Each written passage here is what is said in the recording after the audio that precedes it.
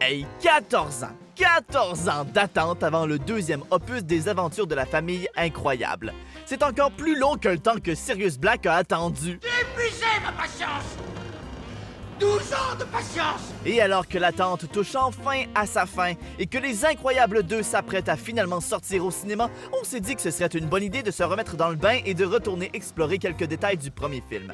Alors retournons dire bonjour à Bob, Hélène, Roche, Violette et Jack, car aujourd'hui Topsicle explore 11 détails que vous n'aviez peut-être pas remarqués dans Les Incroyables. Et gardez l'œil ouvert car on a caché l'emoji du super-héros. N'oubliez pas d'écrire dans les commentaires quand vous l'aurez aperçu. On commence au tout début du film, alors qu'on nous montre une vieille entrevue avec les super-héros datant des années 50. Ils nous parlent tranquillement de leur réalité en tant que héros. Clairement, le film nous montre ça comme si c'était une véritable entrevue dans le monde des incroyables. Sauf que si on recule au tout début, on va remarquer quelque chose de particulier avec le tout début de la pellicule. Ben oui les enfants, parce que dans l'ancien temps, les vidéos s'étaient filmées sur des bandes de pellicule. Et c'était pratique courante d'écrire le nom de la production et du studio sur le début de la bande, tu sais, pour être sûr de pas se mélanger. Alors quel est le nom du studio qui a produit cette entrevue?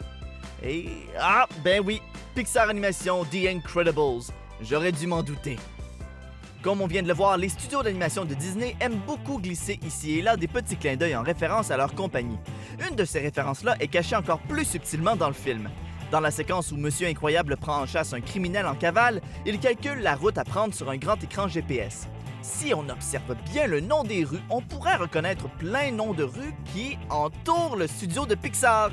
Ben oui, les animateurs se sont tout simplement inspirés de leur quartier et des rues comme Adeline, Stanford, Christie et bien sûr la rue sur laquelle est située Pixar, l'avenue Park.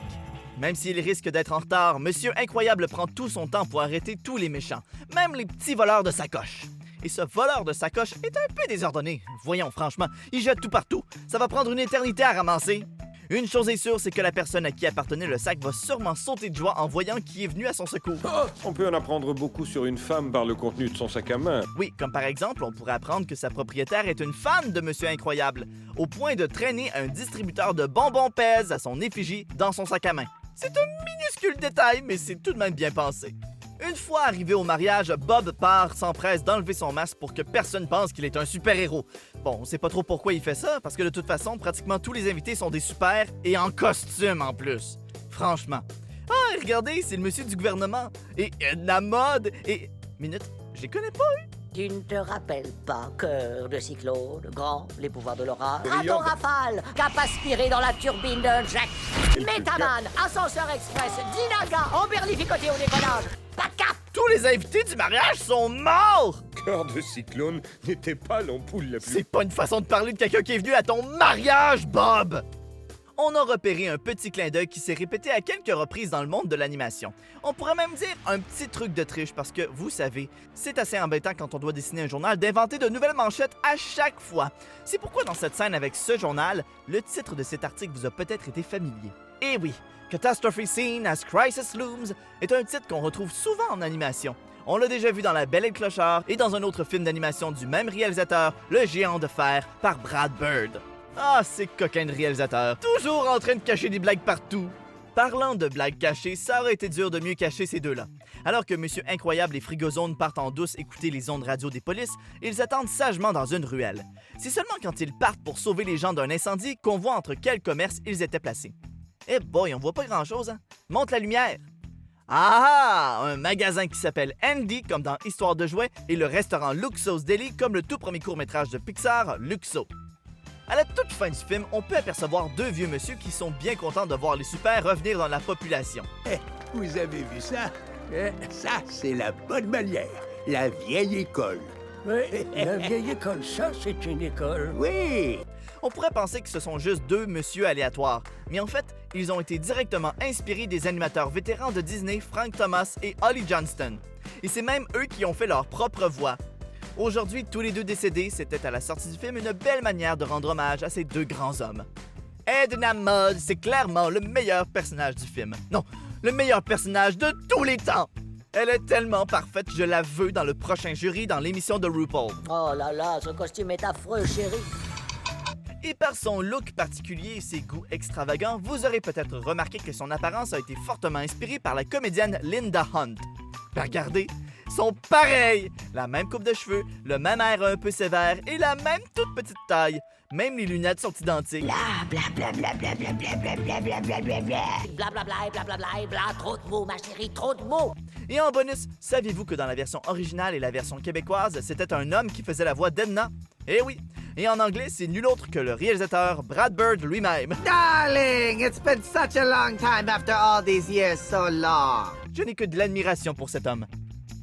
Un autre détail qui vous a peut-être échappé si vous n'avez pas écouté le film en version originale, c'est que Frigozone est interprété en anglais par nul autre que Samuel L. Jackson, le motherfucker en personne. Where is my super suit? Et comme un clin d'œil à la carrière de M. Jackson, une scène des Incroyables a été directement inspirée du film Die Hard 3.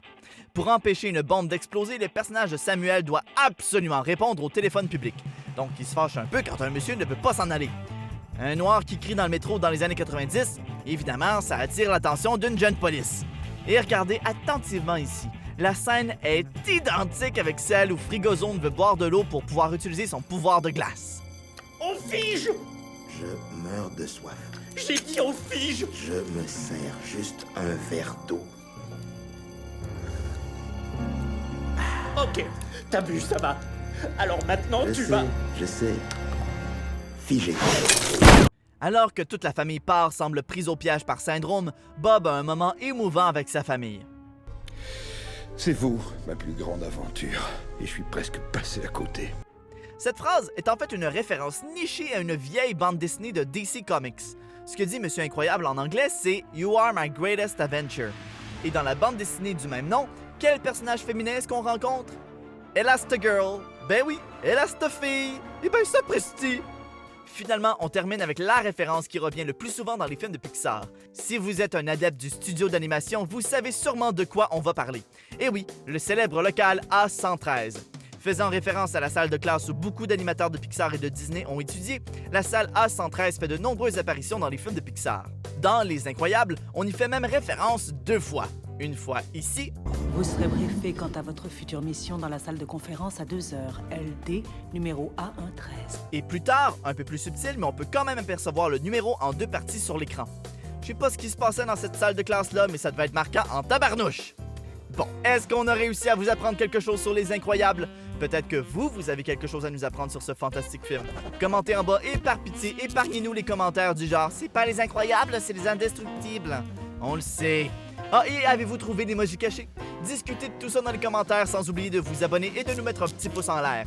C'est pas tout ça, mais moi je m'en vais me préparer mon cosplay de Lando Calrissian. Hey, ouch! Ouch! Ok, c'est bon! Ouch!